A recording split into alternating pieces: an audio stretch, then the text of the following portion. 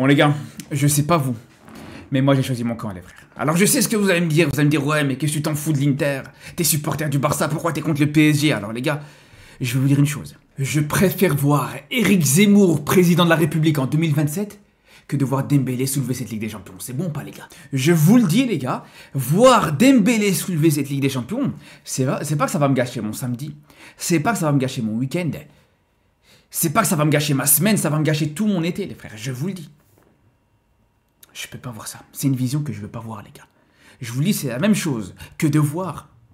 T'es marié avec une femme qui sait pas cuisiner, qui sait pas faire la cuisine, qui sait pas faire même des pâtes, elle sait pas les faire, et qu'elle te quitte, elle se remet avec quelqu'un d'autre, et qu'à ce moment-là, tu vois qu'elle te fait des plats de fou, elle te fait des gratins, elle te fait des tagines, elle te fait des plats gastronomiques.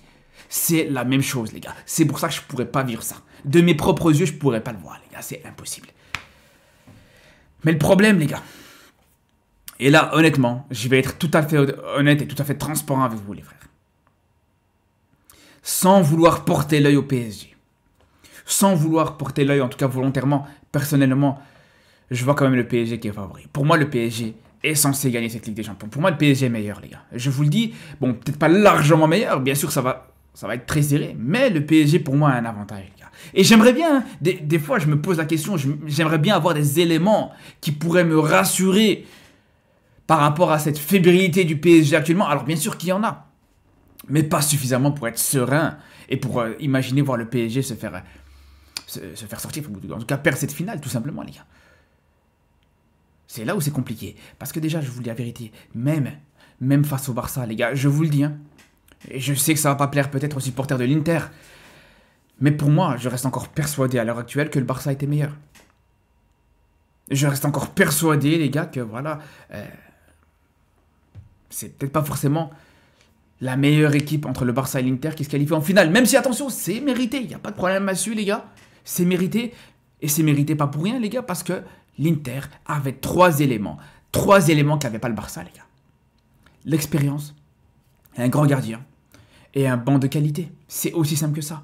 Alors, pour ce qui est du PSG, l'expérience, je pense que c'est pas au niveau de l'Inter. Mais il y a une expérience intéressante. Ils viennent de sortir d'une demi-finale de Ligue des Champions. Ils t'ont fait une finale il n'y a pas si longtemps que ça, contrairement au Barça, l'air de rien, paradoxalement. Deuxième chose, les gars, en termes de gardien, ben, je pense qu'aujourd'hui on peut le dire, bien sûr que le PSG a un très grand gardien. Le Donnarumma 2025, c'est exceptionnel, les gars. C'est top 5 des meilleurs gardiens au monde. C'est paradoxal, c'est quelque chose qu'on n'aurait jamais dit en début de saison, mais c'est la vérité, les frères. Et pour ce qui est du banc, pareil, le PSG a un banc de qualité, un banc qui est intéressant. C'est pour ça que tu peux largement regarder cette équipe de l'Inter dans les yeux, tout en mettant de côté le fait que tout simplement, le PSG, en termes de 11, si on parle du 11 de base des deux équipes, le PSG est largement supérieur, les gars. Mais de très loin. De très très loin, les gars. Et j'en parlais hier en live. D'ailleurs, ce soir, on aura l'occasion de refaire un live, de faire un live justement sur cette finale, se projeter un petit peu sur cette finale, les pronostics qui voient l'Inter passer, qui voient le PSG passer. D'ailleurs, si vous avez des éléments peut-être pour me rassurer avant cette finale et me dire ouais, le PSG c'est pas si ouf que ça, même si personnellement, voilà, j'ai vraiment beaucoup de mal à voir le PSG perdre demain. Je vous le dis les gars, je vous le dis, c'est un PSG qui est très serein. On le voit les gars, on le voit depuis le match retour contre Aston Villa, et malgré ce match retour contre Aston Villa où en temps normal le PSG aurait perdu ce match, se serait fait éliminer sur ce match-là. Ils ont réussi quand même à passer. Et puis juste après, les gars, ça a déroulé. Alors, je vous parle pas des désillusions en Ligue 1 contre Nice, contre tout ça, où que c'était un petit peu compliqué, les frères. Enfin, compliqué. C'est juste que, voilà, ils avaient juste la Ligue des Champions en tête, ils s'en foutaient de la Ligue 1, ils étaient déjà champions, ils en foutaient complètement. Donc, voilà, on va même pas prendre ça en compte. Mais pour le reste, les gars, quand ils décident de mettre en place, de mettre en place une intensité, quand ils décident d'être impliqués à 100%, les frères, ils sont très difficilement inarrêtables. Très difficilement inarrêtable. Alors je sais que ça peut... Il y en a beaucoup qui me disent ouais, t'as changé de discours entre maintenant et début de saison, les gars, par rapport au PSG. Mais c'est tout à fait normal, parce que le PSG de ce début de saison et le PSG de maintenant n'a rien à voir. C'est deux équipes différentes, les gars. C'est deux équipes qui sont totalement différentes. En début de saison, je le disais, t'avais un Donnarumma qui avait rien à voir avec le Donnarumma actuel, et jamais de la vie on aurait imaginé ça. Il faut quand même rappeler qu'en début de saison, Donnarumma a été relégué sur le banc, les frères. Hein. Dites-vous peut-être même que si Safonov avait été bon, la fois où il a eu sa chance, justement à la place de Donnarumma, peut-être que Donnarumma serait même pas revenu titulaire, on sait même pas les gars. Donc ça c'est déjà une première chose. En dehors de ça les gars, bien sûr que le PSG non seulement s'est amélioré sur plusieurs secteurs, sur plusieurs aspects, plusieurs joueurs qui ont progressé depuis le début de saison, mais aussi le PSG s'est renforcé les gars. Ça aussi il faut le prendre en compte. Il faut quand même dire qu'en début de saison, t'avais Colomani et Asensio en attaque, voire Lee Kang-jin, et là maintenant tu te retrouves avec un Kvara que tu as été chercher cet hiver. Tu as un Désiré Doué qui a absolument rien à voir. Depuis le mois de décembre, Désiré Doué a totalement explosé, il est exceptionnel, il est hyper important, ultra important pour cette équipe parisienne. Dembélé, pareil, quoi qu'on dise, à partir du mois de janvier, c'est pas mal du tout ce qu'il propose. Et voilà. Et si tu rajoutes à ça certains joueurs comme Hakimi, qui sont bons depuis le début de la saison, comme Pacho aussi, qui a été bon depuis le début de la saison, vraiment, t'as une équipe très intéressante. Pareil pour même Fabien Ruiz, les gars. Même Fabien Ruiz, les frères, côté parisien, là, actuellement, il fait des très très belles choses dans ce milieu de terrain parisien. Et donc voilà, les gars, c'est là où je vous dis, pour moi, quand tu compares avec le 11 de l'Inter, je suis désolé, mais le PSG est censé être au-dessus. À tous les secteurs, les gars, la défense. Bon, le gardien, ça peut se valoir. Sommer ou Donnarumma, c'est un petit peu similaire, c'est un niveau similaire. Là, mais pour ce qui est de la défense, pour moi, je vous le dis. Ok, l'Inter a Dumfries, mais le PSG a Hakimi.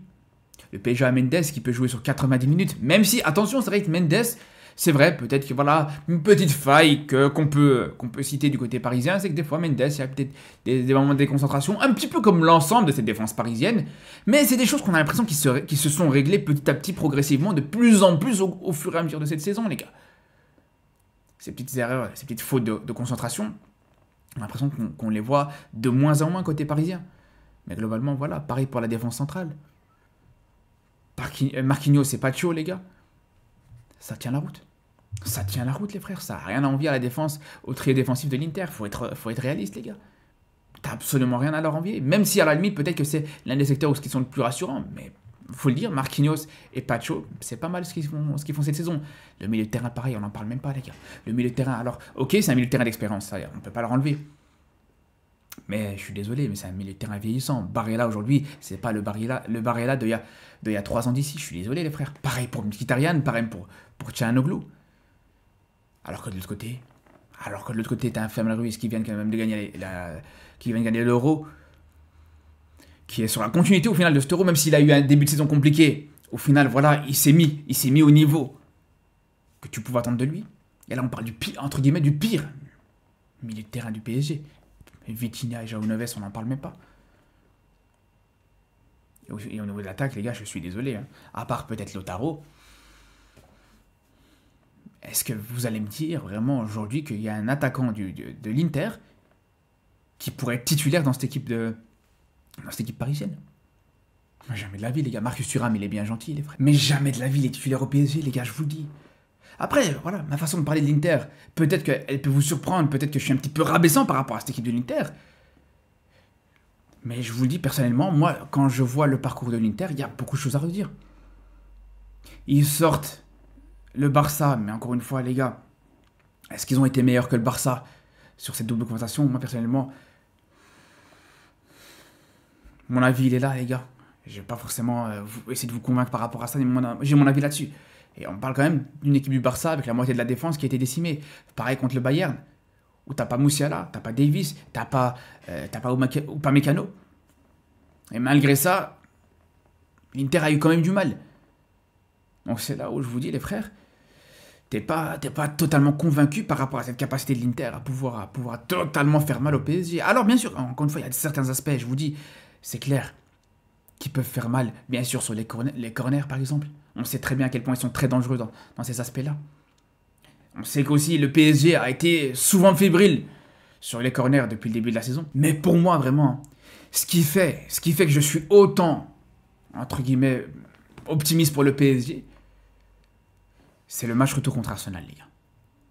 La maîtrise qu'a montré le PSG dans ce match retour contre Arsenal, pour moi, c'est là où je me suis dit, c'est bon, il n'y a plus rien qui pourra les arrêter, en fait, tout simplement.